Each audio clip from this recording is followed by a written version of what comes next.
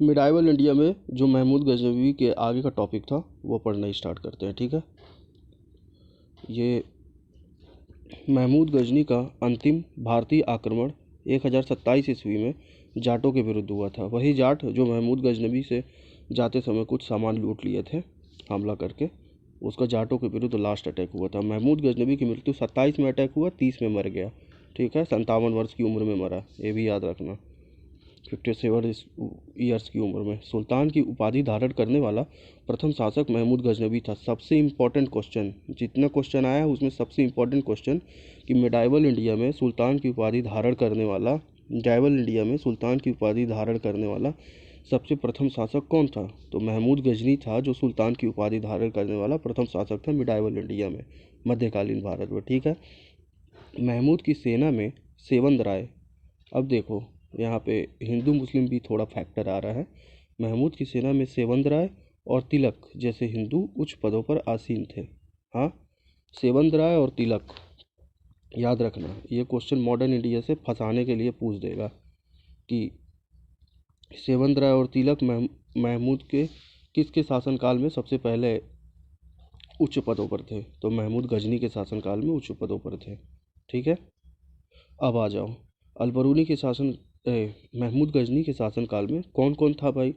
उसके दरबार में थे, तो जब दरबार होगा दरबारी होंगे, तो दरबारी भी थे। तो उनके दरबारी में कौन था? सबकी बुआ हो गई, और जिसकी बुआ नहीं होगी वो समझ लेना कैसे होगा। FUA, फुआ से याद रखना, डबल FUA। F से आ जाएगा फारूकी, F से आ जाएगा फिरदौसी, U से आ जाएगा उतबी, और A से आ जाएगा अलबरूनी। कैसे कैसे? F से आ जाएगा फारूकी, फिर F से आ जाएगा तुम्हारा फिरदौसी, फिर U से आ जाएगा उतबी, और A से आ जाएगा अलबरूनी। गजनी के दरबार में रहते थे। ये गया गजनी। ठीक है, टोटल टॉपिक गजनी का हो गया ख़त्म। अब आगे आओ मोहम्मद गौरी, याद रखना मोहम्मद गजनी अलग है, अब मोहम्मद गौरी अलग है। ठीक है, अब आगे आ जाओ मोहम्मद गौरी के काल में। मोहम्मद गौरी, ठीक है, मोहम्मद गौरी गौर महमूद गजनी के अधीन एक छोटा सा राज्य था। किसके अधीन एक छोटा सा राज्य था? महमूद गजनी के अधीन कौन एक छोटा सा राज्य था? तो गौर एक छोटा राज्य था। ठीक है, 1173 ईस्वी में शहाबुद्दीन मोहम्मद गौरी गौर शासक बना। ठीक है, अब पूछेगा गौर शासक मोहम्मद गौरी ने किस वर्ष जो है अपना शासन स्टार्ट किया? 1173 ईस्वी में। ठीक है, इसने भारत पर पहला अटैक 1175 में 2 साल बाद शुरू कर दिया था मुल्तान के विरुद्ध। होश से थोड़ा सा ये होश ठिकाने लगा देगा। मोहम्मद गजनी ने भारत पर पहला अटैक 1173 में वो गद्दी पर बैठा, और 1175 में पहला अटैक कर दिया 2 साल बाद। किसके विरुद्ध कर दिया? तो मुल्तान के विरुद्ध कर दिया। याद रखना, मुल्तान के विरुद्ध फर्स्ट अटैक किया था। इसका दूसरा अटैक किसके खिलाफ था? तो पाटन के खिलाफ, गुजरात के खिलाफ था। मुल्तान अभी फ़िलहाल पाकिस्तान में है और पाटन अभी गुजरात में है। ठीक है, और यहाँ का शासक भीम सेकंड ने मोहम्मद गौरी को बुरी तरह हराया था। ये था भारतीय परंपरा। ठीक है, यह है भारतीय इतिहास को गौरव गाथा। मोहम्मद गौरी को किसने बुरी तरीके से हराया था? तो भीम सेकंड ने, जो कि गुजरात के पाटन का राज्य, गुजरात में पाटन एक जगह है, उसका शासक था। 1178 ईस्वी में मोहम्मद गौरी को बहुत बुरी तरीके से हराया। ठीक है, अब आगे आ जाओ।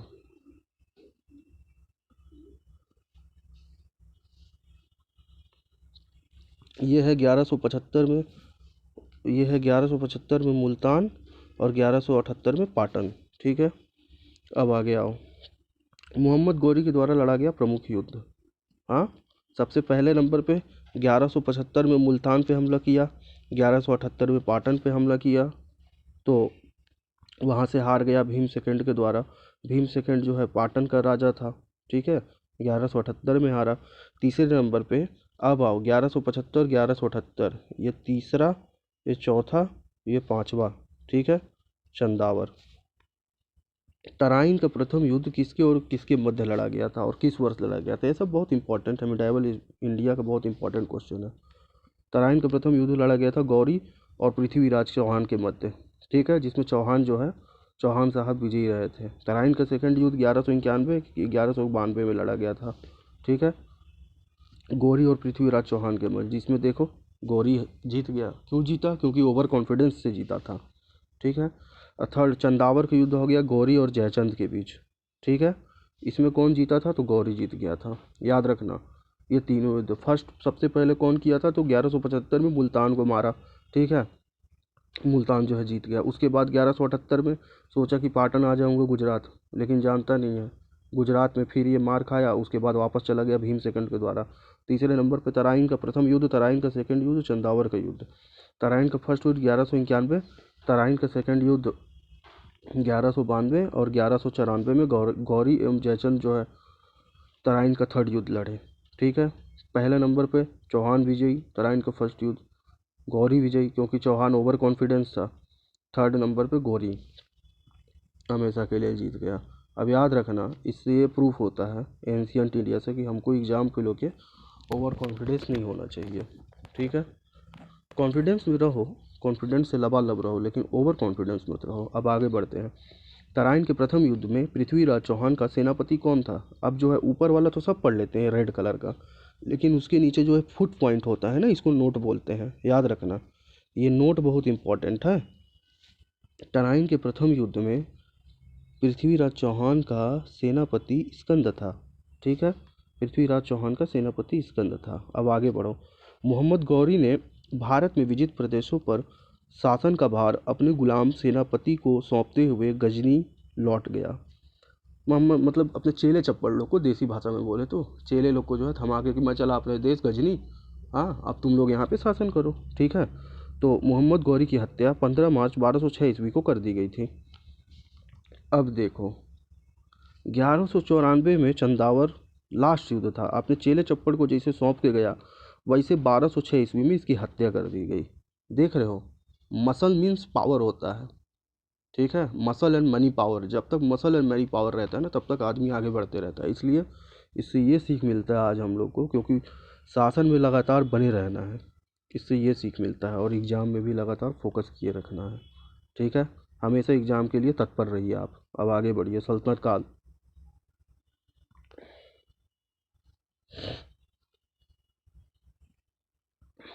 तो भैया सल्तनत काल अब आ गया है, ये सबसे इम्पोर्टेंट है। सल्तनत काल 1206 से 1526। होश से थोड़ा सा। सल्तनत काल की सल्तनत काल की शुरुआत किस सन में हुई थी? तो 1206 में। सल्तनत काल की सबसे आखिरी कौन था? 1526 में। 1526 में मुगलिया सल्तनत आ गया था। ठीक है। बाबर आ गया था 1526 में। अब आगे आओ। गुलाम वंश। गुलाम वंश को क्यों गुलाम कहा जाता है? पता है क्यों गुलाम कहा जाता है? 1206 से 1290 84 साल गुलाम वंश का शासक रहा। क्योंकि जो मोहम्मद गौरी था वो अपने चेले चप्पड़ लोग को देके चला गया था। उसी में जो कुतुबुद्दीन ऐबक था, ये उसका चेला चप्पड़ था, खासम खास चेला। तो बोला तुम यहाँ पे गुलाम वंश की स्थापना कुतुबुद्दीन ऐबक को दे दिया, तो कुतुबुद्दीन ऐबक ने गुलाम वंश की स्थापना कर दी। ठीक है। 1206 ईस्वी में गुलाम वंश की स्थापना कुतुबुद्दीन ऐबक ने किया था। पहला क्वेश्चन, गुलाम वंश की स्थापना कुतुबुद्दीन ऐबक ने कब किया था? 1206 में। ये देखो, अब इसको कहते हैं पावर। देखते रहो। ये 15 मार्च 1206 को मरा और ये 1206 को स्थापना हो गया। जैसे ये पावर का डिक्लाइन हुआ, वैसे एक पावर जो है राइज हो गया। याद रखना। नंबर 1, अब गुलाम वंश की स्थापना की थी कुतुबुद्दीन ऐबक ने की थी। कुतुबुद्दीन ऐबक कौन था? गौरी का गुलाम था। इसमें केवल फैक्ट्स ही आपको चाहिए, कॉन्सेप्ट की ज़रूरत नहीं है। कॉन्सेप्ट अपने आप सबके पास है, फैक्ट्स किसी के पास नहीं है। अब आगे बढ़ो।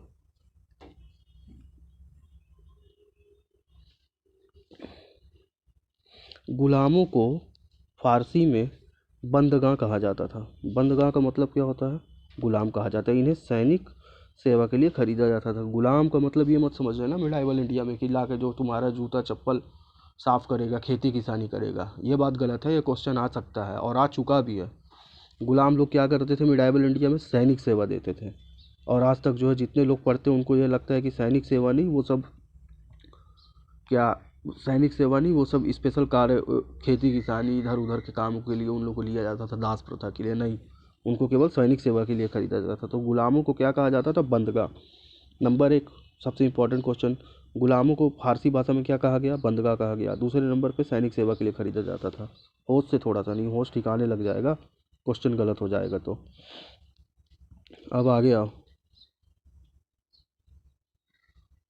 कुतुबुद्दीन ऐबक ने अपना राज्याभिषेक 24 जून 1206 ईस्वी को किया था। ठीक है, कुतुबुद्दीन ऐबक ने अपना राज्याभिषेक कब किया था? 24 जून 1206 ईस्वी को किया था। कुतुबुद्दीन ऐबक ने अपनी राजधानी लाहौर में बनाई थी। ठीक है, राजधानी को लाहौर बनाया। याद रखना कि दिल्ली सल्तनत की स्थापना के समय इसकी राजधानी क्या थी? पहला क्वेश्चन, तो राजधानी लाहौर थी। दिल्ली सल्तनत की स्थापना के समय किसने राजधानी लाहौर बनाई? तो कुतुबुद्दीन ऐबक ने। ऑप्शन दे देगा ना, अभी तो पढ़ने में बहुत अच्छा लग रहा है, ऑप्शन दे देगा तो ऑप्शन में फंस जाता है आदमी, इसलिए याद रखना लाहौर। अब आगे आओ। कुतुब मीनार की नींव कुतुबुद्दीन ऐबक ने डाली थी। ठीक है, इसमें भी कई क्वेश्चन आता है, अभी आगे पढ़ेंगे कि कुतुब मीनार की नींव किसने डाली, किसने काम करवाया, किसने मरम्मत करवाया। बाकी कुतुब मीनार की नींव किसने डलाई थी? ऐबक ने डलाई थी, सेल्फ ने। कुतुबुद्दीन के समय कुतुब मीनार की केवल पहली मंजिल, ठीक है, बन सकी। अपने जीवन काल में जो है पहली मंजिल ही बना सका। ठीक है, अपने जीवन काल में केवल पहली मंजिल बना सका। इल्तुतमिश ने 225 फीट ऊंची चार मंजिल बना दी। ठीक है, फिरोज शाह तुगलक के समय बिजली गिरने के कारण चौथी मंजिल नष्ट हो गई थी। अब याद रखना, के से आ जाएगा, इसको याद रखो, KIF। के से आ जाएगा कुतुबुद्दीन ऐबक, आई से आ जाएगा इल्तुतमिश, एफ से आ जाएगा फिरोज शाह तुगलक। ठीक है, कुतुबुद्दीन ऐबक ने नींव रखी, इल्तुतमिश ने जो है 225 फीट ऊंची 4 मंजिला इमारत बना दी कि चलो ठीक है भाई 4 फ्लोर का रहेगा। हाँ, थर्ड नंबर पे बिजली गिरने के कारण फिरोज शाह तुगलक के ज़माने में नष्ट हो गया। ठीक है, फिरोज शाह तुगलक ने जो छोटी मंजिल बनवा दी, तो चौथी नष्ट हो गई थी तो 2 बनवा दिया, तो कितना हो जाएगा? 6 नहीं होगा, 5 होगा, क्योंकि चौथी टूट चुकी थी, 5 मंजिल बढ़ गई। तो इसकी हाइट जो है 9 फीट बढ़कर 234 फीट हो गई थी। ठीक है, अब याद रखना, क्वेश्चन पूछेगा कुतुब मीनार का नींव किसने डलवाया था? कुतुब मीनार का नींव सेल्फ कुतुबुद्दीन ऐबक ने डाला था। ठीक है, पहली मंजिल किसने बनाया? कुतुबुद्दीन ऐबक ने। बाकी 4 मंजिल किसने बनाया? इल्तुतमिश ने। उस समय कितनी ऊंचाई थी? 25 फीट, 225 फीट ऊंचाई थी 4 मंजिल की। हर एक क्वेश्चन है इसमें। फिरोज शाह तुगलक के कारण किस प्रभाव से कुतुबुद्दीन ऐबक के द्वारा बनाई गई कुतुब मीनार नष्ट हो गई? बाढ़ से कि बिजली गिरने से, किस कारण से? तो कारण आ जाएगा यहाँ आपका इससे, बिजली गिरने से। अब आगे बढ़ो। बिजली गिरने से जो है फिरोज शाह तुगलक में के ज़माने में नष्ट हो गई चौथी मंजिल, तो 5वीं मंजिल का निर्माण कर दिया भाई। चौथी प्लस 5वीं, तो एक मंजिल और बढ़ गई, 4 + 5 हुआ ना, चौथा टूट गया, तो उसमें 9 फीट में 2 मंजिल का निर्माण करा दिया, 234 फीट हो गया। ठीक है, हाइट ये याद रखना। इल्तुतमिश के समय 225 फीट थी, और बाकी सबके समय फिरोज शाह तुगलक के समय 234 फीट थी। होश से थोड़ा था, याद करने का ट्रिक, 225 याद रखना, 2 3 4 याद रखना, इकट्ठा सीक्वेंस में आ रहा है 2 3 4। अब आगे बढ़ो। दिल्ली में कुतुब उल इस्लाम मस्जिद और अजमेर में 2.5 दिन का झोपड़ा मस्जिद किसने बनवाया था? पहले नंबर क्वेश्चन, कुतुब उल इस्लाम मस्जिद कहाँ पे है? तो दिल्ली में है। ठीक है, अजमेर में 2.5 दिन का झोपड़ा कुतुबुद्दीन ऐबक ने बनवाया था, तो 2.5 दिन का झोपड़ा अजमेर में है, और कुतुब उल इस्लाम मस्जिद कहाँ पे है? तो दिल्ली में है। ठीक है, कुतुबुद्दीन को लाख बख्श कहा जाता है, क्योंकि लाखों का दान देने वाला, दिल का बड़ा आदमी था, लाखों का दान देने वाला था। सबसे इम्पॉर्टेंट क्वेश्चन, हर एक टॉपिक जो है ना रेड कलर में जो लिखा हुआ है, हर एक टॉपिक से क्वेश्चन बनता है, इसलिए होश से पढ़ना है तो पढ़ो, लेकिन होश से पढ़ो, क्योंकि तुम्हारे कंपटीटर बहुत आगे बढ़ रहे हैं। प्राचीन नालंदा विश्वविद्यालय को ध्वस्त करने वाला ऐबक का सेनापति बख्तियार खिलजी था। नालंदा विश्वविद्यालय को, जो एंशियंट इंडिया में भारत का गर्व रह चुका है और अभी भी भारत का गर्व है, बिहार का गर्व है, उसको किसने ध्वस्त किया था? तो बख्तियार खिलजी ने ध्वस्त किया था। बख्तियार खिलजी कौन था? पहला क्वेश्चन बाबू, बख्तियार खिलजी ने तो सब जानते हैं, ऐबक का जो है सेना नायक था बख्तियार खिलजी। अब आगे बढ़ो।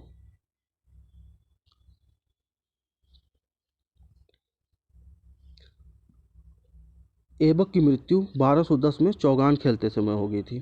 ठीक है, कुतुबुद्दीन ऐबक की मृत्यु जो है चौगान खेलते समय, जिसको यूएस पोलो एशियन एक ब्रांड है, उस मारते समय चौगान दिखाता है, वही है। चौगान खेलते समय 1210 में घोड़े से गिर गिर के हुई गई थी। तो भैया इसको दफनाया कहाँ गया? लाहौर में दफनाया गया। जहाँ पे कुतुबुद्दीन ऐबक ने राजधानी बनाई थी वहीं पे इसको दफना दिया गया। ठीक है, ये गया आपका कुतुबुद्दीन ऐबक। इसका उत्तराधिकारी, जब जानते हो बाप के पास पैसा है तो बेटा का पैसा है तो काहे जाएगा कमाने को, वही बात है। आराम शाह हो गया इसका बेटा, जो कुछ आराम ही करता था। आज से आराम याद रखना, आज से 8 साल 8 महीने याद रखना। ठीक है, आराम शाह की ज़्यादा आराम करोगे ना तो फिजिकली पहले हत्या होता था। फिजिकली हत्या कौन करता था? आदमी कर देते थे। अब मेंटली हत्या हो रहा है और डिजिटल हत्या हो रही है, इसलिए आराम हराम है। ठीक है, इल्तुतमिश ने 1211 में दिल्ली की गद्दी पर बैठ के इसको मार के गद्दी पर बैठा। इल्तुतमिश तुर्किस्तान का इल्बरी तुर्क था। क्वेश्चन आ चुका है बाबू, इल्तुतमिश कौन था? तो तुर्किस्तान का इल्बरी तुर्क था। इसी इल्तुतमिश, इसी इल्बरी तुर्क। ठीक है, ये ऐबक का गुलाम था, मतलब ऐबक का सेनापति था। देखे, हर जगह जो मिडाइवल इंडिया है ना, सेनापति ही जो है आगे बढ़ते हैं। सेनापति और उसका दामाद था। अब देखो,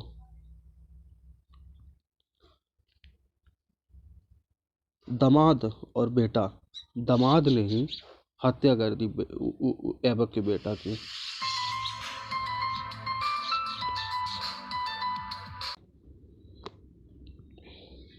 अब देखिए, गुलाम था और दामाद भी था ऐबक। ठीक है, तो दामाद ने साले की हत्या कर दी। अब समझ लीजिए, रिश्तेदारी में ब्लड रिलेशन का क्वेश्चन आता है, दामाद ने साली की हत्या कर दी। पहला हत्या का केस होगा मिडाइवल इंडिया में, जो साले की हत्या कर दिया। ठीक है, ऐबक की मृत्यु के समय वह कहाँ का गवर्नर था? तो बदियूं का गवर्नर था, याद रखना। ऐबक की मृत्यु के समय कहाँ का गवर्नर था ये इल्तुतमिश? तो बदियूं का गवर्नर था। ठीक है,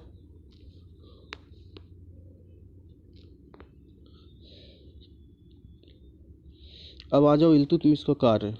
हाँ, इल्तुतमिश का क्या कार्य था भैया? सबसे पहले देख लो, कुतुब मीनार का निर्माण पूरा करवाया। होश से थोड़ा सा, पूर्ण लिखा है यहाँ पे, पूर्ण शब्द पे बलाघात है। किसने करवाया था कुतुब मीनार का कार्य पूरा? इल्तुतमिश ने। सबसे पहले शुद्ध अरबी सिक्के जारी किए। सबसे पहले मिडाइवल इंडिया में क्वेश्चन बनेगा, शुद्ध अरबी सिक्के किसने जारी किए? तो इल्तुतमिश ने जारी किए, जिसको चांदी का टंका और तांबे का जीतल बोलते हैं। चांदी का टंका सीटी से याद रखना। ठीक है, और तांबे का जीतल इससे भी याद रखना। अरे तांबे के जग में पानी पीते हैं ना, तो तांबे का जीतल याद रखना। तांबे का जग, तांबे का जीतल, काम हो गया। एकता प्रणाली किसने चलाई थी? ये चलाया था इक़्तिदार, स्टार्ट कर दिया था ये। गुलाम